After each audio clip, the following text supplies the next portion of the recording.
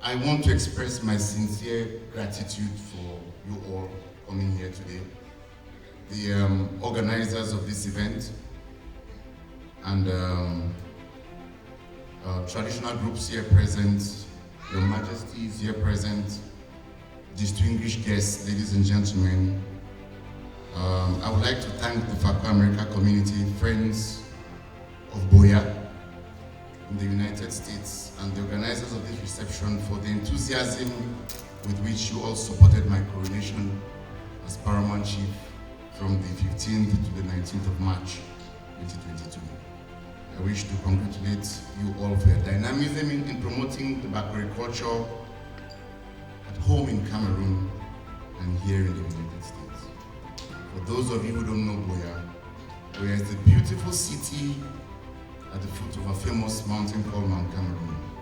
And Buea holds a significant place in the history of our country. It used to be the capital of German Cameroon and was also the capital of West Cameroon on reunification with our brothers in East Cameroon. Above all, Buea remains the land of our ancestors, prominent amongst which was the famous mountain warrior called Kuvali Kenya, who was my grandfather. And remember the story of Kuvali Kenya's brazen war against the Germans, and he pushed the Germans backwards when they tried to colonize Buea the first time. You know, during my reign as Paramount Chief, therefore, my vision is to reignite the relationship between the diaspora and the local community back home. As a major traditional ruler of my tribe, my plan is to broker deals for you all here locally to facilitate either your access to suitable land for investment or to help you authenticate the acquisition of such properties so that nobody dupes you. I have found out that it's better done when people are organized, like in Fako America, than if people come individually. So my goal is to increase the visibility of Fako America itself. And I did that during my coronation. I gave them the pride of place for them to come and talk, not just to give them visibility, but also to get the population of Buea to hear what Fako America has to offer, government officials, local and administrative officials, to hear the vision of Fako America, and I think they did a wonderful job in that. Fako America remains the oldest Fako diaspora organization, without doubt. This is the 27th year of Fako America in existence, and I am particularly proud of this organization and its leadership. I understand that this is an election year in Fako America, and the election years for all organizations where the presidency is always a coveted post is always turbulent. So for the next president of Fako America, I will give you the same advice that I got when I took the throne. It's for everything that you do, make sure it's justifiable, it's defendable, and it's for the common good of the people. If you meet those three tenets, you can always stand in the middle of this hall and raise your head up without fear, because you've done what is right, what is for the common good, and you can defend it. You know, as Cameroonians, we always ask ourselves the question of how to make our country the magnet in which it grows and retains its own people.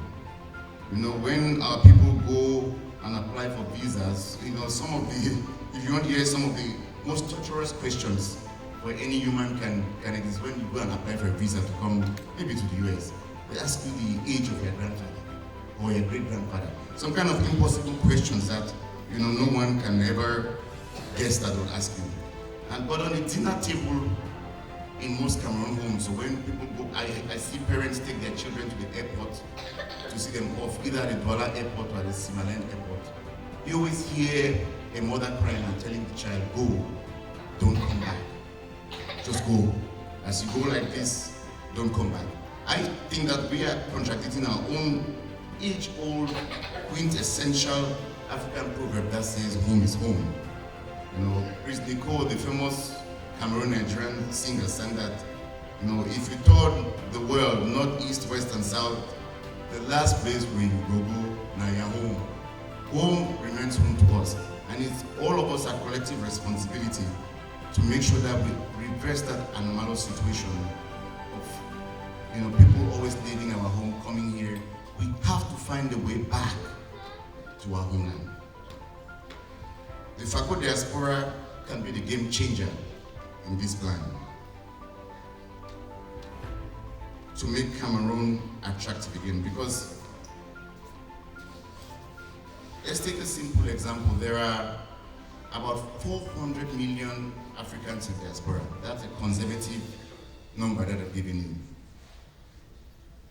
For 400 million Africans, if we each contributed $1,000 each to Africa a year, it will be more than $3 trillion, which is above the GDP of the state of California.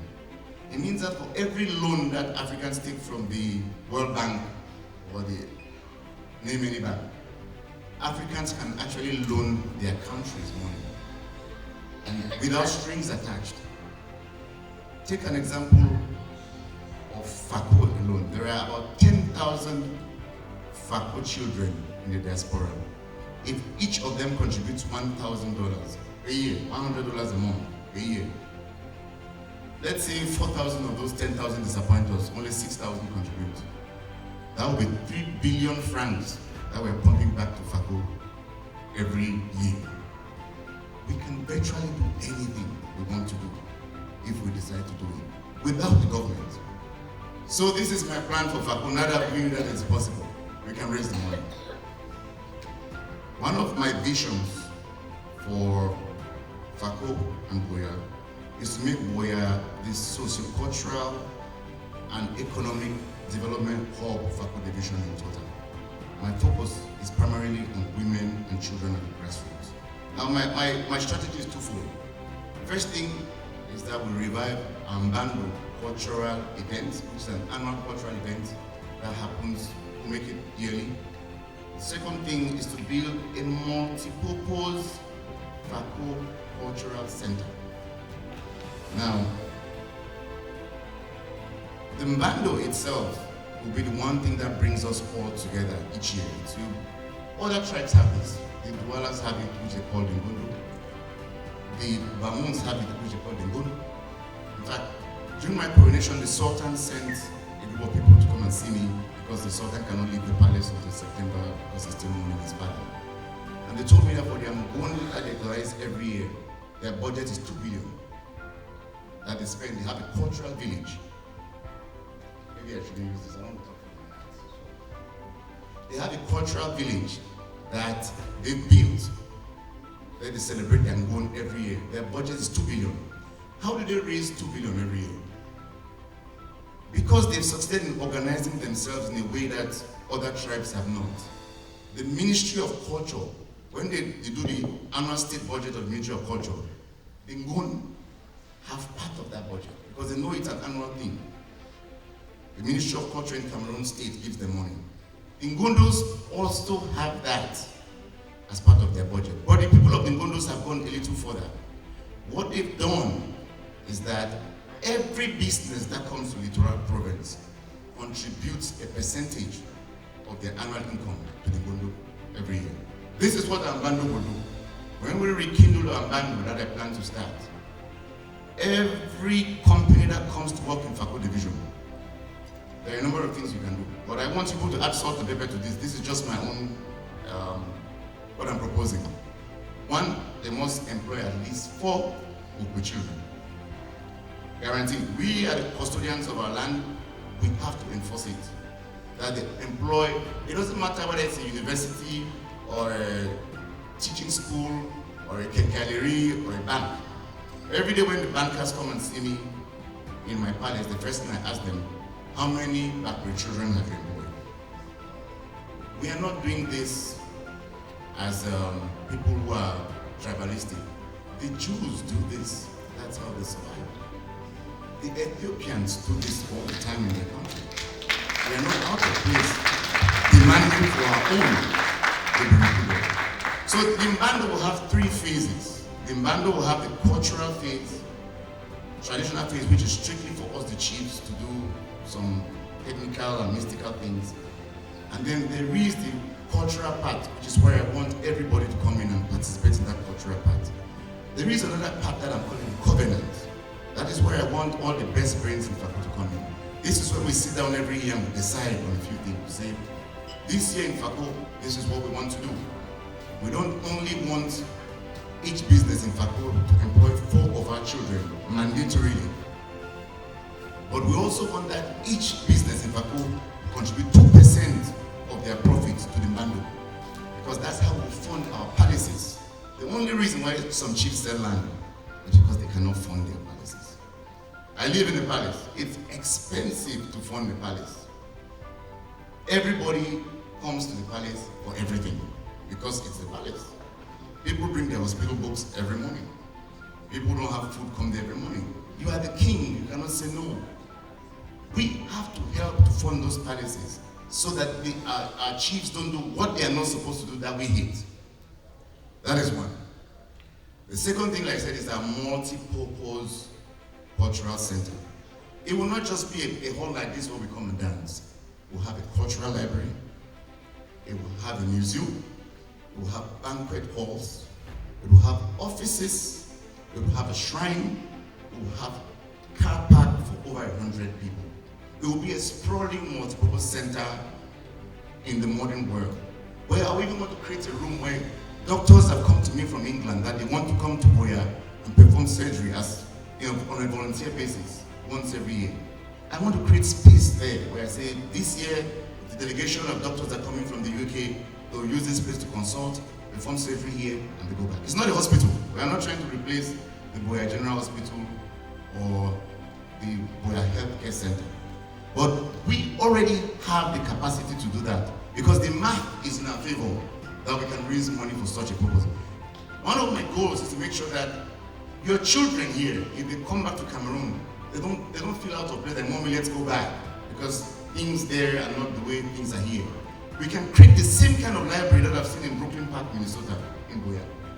Like I said, we can raise 3 billion a year on a conservative basis to do this. The multipurpose center that the MBANDO people built in Douala, mostly sponsored by Dangote, is 7 billion. I am going on the conservative side. I will only spend 3 billion for ours. Even if it takes us 4 years to do it, we can do it. Because this is one thing that will not perish. The land that I'm going for, I've already spoken to the SDO, I've spoken to the DO, I've spoken to the delegate of lands and surveys of the entire region. And we are going for 5 hectares of land in a prime location. Because the elders in Buea told me that if the Bakuri people, for the first time, they want to build something that is not tied to a village, it's general for the Bakuri people, then we have to go for land that is in a prominent location in Buea. We have seen it. It's the sprawling land, it's in a very strategic place in Buea. The 5 hectares that I'm going to ask for, we will not need all the 5 hectares. We'll probably need 1 hectare. But as a leader, my eyes are set 10 years ahead of time, not today. I have to think of these children, that they will probably come with ideas better than mine, and they don't have to go back and start looking for land.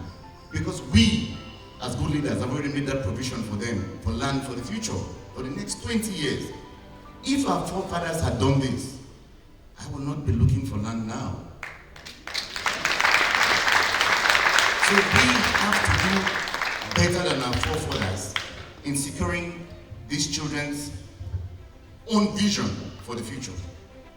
Now, to round up all what I've said here, when I return to Cameroon, I'm hoping that all of you will buy into this vision. And we are starting with Buea, not just because Buea is where I was born, no. For a number of reasons why we've chosen to start with Buea. One, Buea, whether you like it or not, it remains the base for the Bakuri man. Ianje Tamali Banje, who founded Buea, settled in Buea. Kuvali Kenya, my grandfather, the brazen warrior, was a Buea man.